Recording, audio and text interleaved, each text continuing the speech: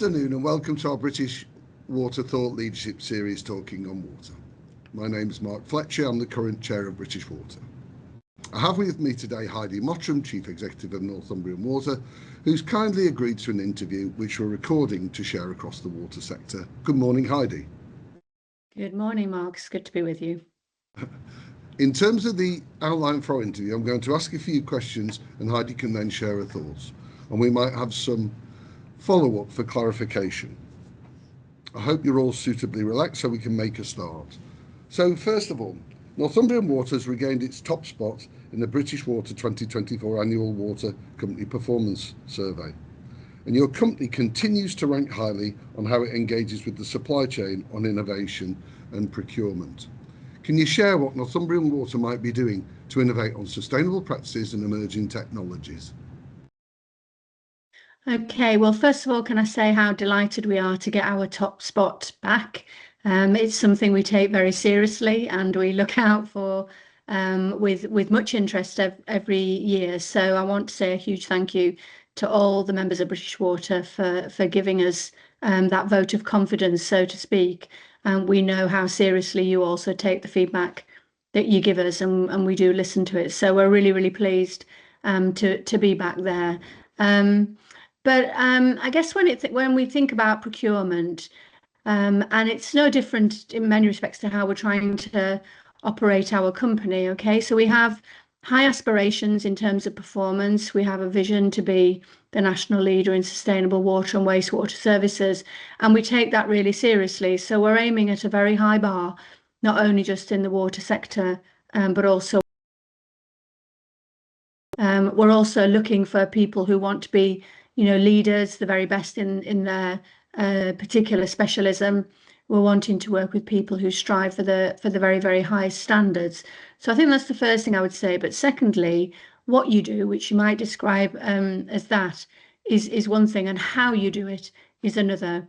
So we're a very purpose-driven, values-driven organisation, and we're always trying to think about how to, for example, source and buy responsibly. Yeah. We have a core value of being ethical.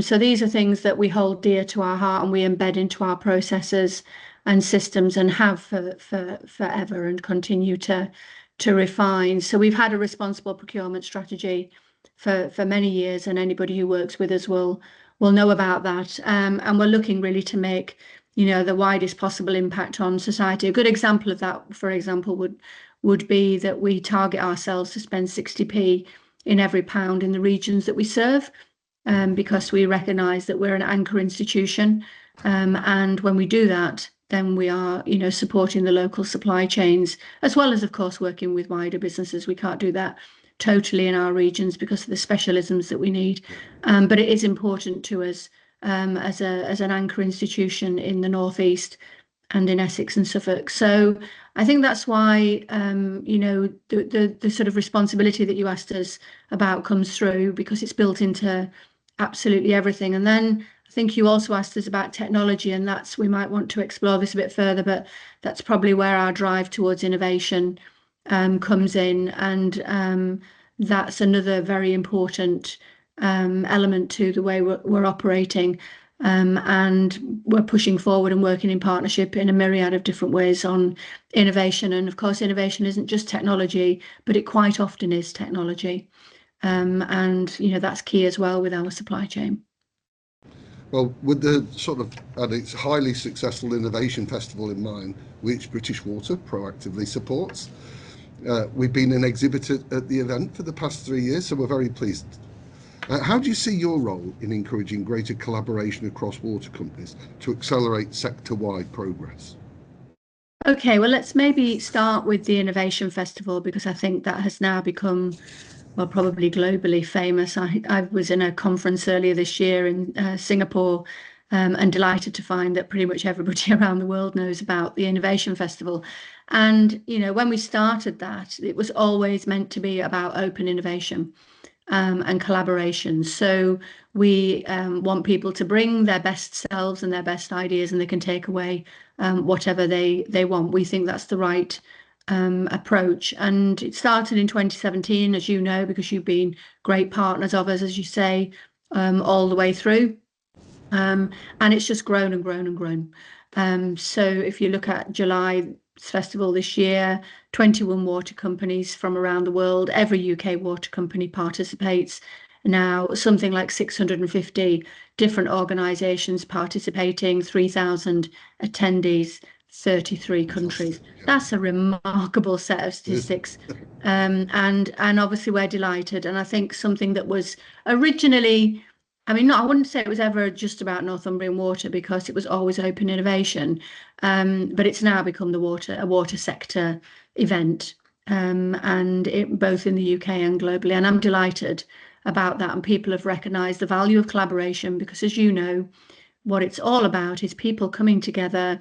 We use the design sprint methodology that many people are familiar with now, sometimes hackathons. We've invented our own versions of this, like daily dashes, and a year's worth of work in a week, which is always a mouthful to say, but that's when we're taking an idea, but we need to kind of accelerate it, because it's lost some momentum somehow. So all of these things are coming up with amazing ideas, but it's fundamentally a collaborative endeavour, which is why your question started. And we always come at every problem with a let's get as many people together and try and solve it approach, basically. Well, you were cited at our annual conference, and Angela presented there, and I was in Australia last week, and Sydney Water and Yarra Valley Water were both talking about the Innovation Festival. So it's got us around the world. So you're doing a great job. Now, a slightly different tack, we've had continual feedback from members about the need for contract terms and risk allocation to be apportioned appropriately across water clients and the supply chain. There's a desire for a better balance of risk allocation on the supply chain for unpaid, and it's not being seen across the industry. Could you share what Northumbrian Water might be doing to simplify and standardise contracts, build consistency and risk allocation for suppliers? Okay, well, maybe, start by winding back to the first question that you asked me, Mark, when I was trying to explain our values-driven approach, our purpose-driven approach. So I think that already comes from a place which understands that the best success for everybody is to make sure that we are working together towards mutual success. Okay, so I think that's something that is either in your DNA, or maybe it isn't. So we're always coming at it with that in our mindset. Now, obviously, and everybody would understand this, we still always have to drive for value. We always have to make sure that we're as efficient as we possibly can. That's the nature of any organisation that's particularly working in our sector, where there's a huge amount of regulation and external scrutiny of what we're doing. But it's the right thing for customers, isn't it? Of course. So we're going to come from it from that point of view. But we do understand, and we listen to our suppliers, and we try to come at this from an approach where we're as close as possible to our supply chain. So you'll be aware, because this has been, if you like, something that we've been out in the marketplace with probably very early, and we're pleased with the response from our partners. But we've gone in this particular AMP, I'd say we've always had a version of this, but this has probably just taken it up a level, for a really close relationship through the Living Water enterprise with our supply chain. That's working both with larger suppliers, but we've also increased our ecosystem of smaller companies in an attempt to bring them on and make them more successful. And so in that area, we're very open about what we're trying to do. We've got a plan, a high quality plan that literally everybody can see the whole time inside the company and in our supply chain, to see what activities we've got, so they can see what and how they could add value, even if it's not necessarily in a lane that they thought they'd put themselves for some reason or another. So I think all of those things are just going to make our partnership approach even deeper and even deeper. And I think probably the last thing I'd say on that, that we also come at this from, the sector, the wider sector, if you like, the supply chain uses, standard contract type approaches. You would, they form a part of that. for Northumbrian Water. So again, there's openness, transparency, consistency as well. We might make some client changes, but we are understanding where people are coming from when they contract on that type of arrangement. Well, that's really encouraging to hear, particularly supporting SMEs and local companies. I think that's a real positive step, so really good. So a slightly different tack. Do you think consistency and transparency in communication in the water sector could be improved, particularly around project planning, execution timelines rather, to enhance supply chain efficiency and strengthen long-term partnership dynamics? And I think you're sort of talking about this in your last answer as well, and you're clearly establishing long-term partnership. But is that thing about us maybe getting the communication simpler and more transparent? Yeah, I think to be perfectly honest, Mark, it's essential now, because one of the things that we all want to do, and I remember thinking about this when I first came into the water sector. First of all, let's remember that the UK, despite what the media might want to portray, has extremely high standards, of course, of drinking water quality and the way that we protect the environment. We would around the world, and I know that you've got that visibility, be seen as a high performing country. And I think a lot of that is because of the way that we've collaborated and that transparency. But those improvements and those standards have often come through the addition of power or chemicals in particular. And now I think we're all recognizing the huge pressure to reduce carbon, to improve sustainability, to perhaps involve nature more in some of our solutions. And this means that we are moving towards quite often very complex and unusual systems, and not necessarily black and white engineering solutions. It's not to say that technology and engineering isn't playing a part, of course it is, but I think we're all trying to think about the whole catchment, the whole system, and how could we better intervene. And in order to do that, you have to be open and transparent. You have to reveal the information.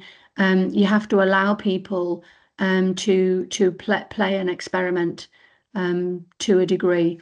And you could come back to things like the Innovation Festival where that's possible, but our whole approach all year is working in partnership, using things like digital twins to model some of this stuff. We're doing some incredible things at the moment, looking to actually digitally model nature, which I think if we can pull that off, that will be quite incredible, because nature is not that predictable. But those things I think are how all of this works, and a need for people to be able to operate across different boundaries than perhaps the ones that they would traditionally do for us to get the optimum outcome. It's interesting how nature, catchment thinking, systems of systems, those things are things that we weren't talking about 15 or 20 years ago, but are now very much front of mind, and particularly the role of digital and enabling that. So that's really encouraging to hear. So what collaborative opportunities exist between Northumbrian Water and other stakeholders to protect the environment, uphold the social contract for the communities we serve? And how can these opportunities be advanced? So I think we already have some fabulous approaches in this space. If I sort of particularly pick on one, the Northumbria Integrated Drainage Partnership. Now, this has been going for probably over a decade now, and is a partnership between ourselves, the Environment Agency, drainage boards, local authorities, and some of these approaches now feel a little bit more mainstream, but they were a bit radical at the time. But I'll give you an example. We had a problem with some flooding in the north of Newcastle, the city of Newcastle, and within the area there was a little river called Ousburn, golf courses, properties we were trying to protect. And we were really struggling to come up with a scheme, because the Environment Agency was saying, well, we've got no funding to do anything about the Ousburn. And we were saying, well, we've got, real problems because some bits of the Ousburn were going down the sewer, etc. Anyway, to cut to the chase, we said, right, the only way to deal with this is if we stop stop remembering who we work for and come into the room as hydrologists, as water engineers, and work out what system would work best in order to get all the multiple outcomes we were looking for, design the perfect system, and then work out how to pay for it. So that's what we did, and people were prepared to do that because there was a lot of trust between people, and trust is an important factor, Mark. We might want to talk about that in a minute. People didn't think anybody had an agenda other than to do the right thing, and eventually we came up with a most remarkable scheme between us all. We ended up doing work, and this had never happened before. We did work on behalf of the Environment Agency. They allowed us to do that and pay us to do work for them. And there was a golf course in the middle of this. The golf course couldn't help us, they thought, because their finances were on a knife edge, and we were able to actually look after them through the period of construction. But we actually brought a famous golf course designer in, and he came up with a redesigned golf course for them, and they were delighted with that, and that was something they could market. So this is where you have to be really innovative. The scheme was built, sustainable drainage scheme, and has worked for many years since. So that part, when people saw how that worked, all the local authorities in the Northeast said, we want to be in on that. And that's just gone on and on and on and on since. So I think achieving that sense of common purpose is fantastic, and it is a scheme that's delivered really positive outcomes. So with that in mind, maybe what are your views on the independent review of the sector commissioned by the Minister and led by Sir John Cunliffe? Is this an opportunity, do you think? I think so. I mean, without going back over earlier questions, that we've got ourselves in a place, partly I think where the sector has been portrayed, the wider sector, I think, being portrayed inappropriately. But then there are some things where it's clear that our customers, stakeholders, the public would like things done differently. So, and in the middle of all that, anybody who's close to the water sector will recognise that the way the system works, the way relationships are working, is all got itself in a place that's not great, and not successful. So I think time to step back, try and understand independently why that is. What it is that's causing it, I think, has got to be a good thing, because I feel like the sector does need a reset moment. The government's talking about a reset moment, so that we can move forward. And all we want to do, certainly in Northumbrian Water, is to crack on and deliver for our customers, to do the right thing, to be high performing, to protect the environment, to do the right thing. And some of this is getting in the way. So hopefully we can find a good solution. It needs to be independently minded for obvious reasons, that allows us to regroup, re-understand and move forward. I agree, and I think there is an opportunity for sort of regulatory reform that is positive for everybody. So let's see what comes from that. Well, that's been very comprehensive. Anything else you'd like to share with our members, just to give you a sort of opportunity if there's anything else that you'd like to bring up? No, I think probably just a call to get involved. So the Innovation Festival will be on again in July. The more the merrier, literally the more the merrier. So if you've not been before, I'd urge you to come along and be a part of something that is really making a difference, not only to Northumbrian Water, but to the water sector wider. The networking opportunities are huge. Everybody who's anybody, so to speak, is there. So I think that it's a call to action on that. Keep involved with us in other ways. Another good way for the supply chain to interact with us is through Spring. So we've been pushing that hard. It's a place where smaller organisations can put forward their ideas to be seen or responded to challenges. It's important for the sector to collaborate again in that way. So those, and then if you want to contact us directly, of course, you've got a great idea, we'd be delighted on that too. But our relationship with British Water is, as I said, right at the top, really, really important to us. We get a lot of value from that. So thank you for inviting us to to speak today, and no doubt see you at all the various events that British Water holds throughout the year. Yeah, well, many thanks, and we do really welcome your willingness to engage, share your thoughts, your ideas and your concerns. We want to wish you every success in your role, and on behalf of British Water, I'd like to express any help and support we can do going forward. Thank you. That concludes our session. It's a wrap, and I go to our British Water board meeting next. So thanks very much. Thank you very much, Mark. Thank you.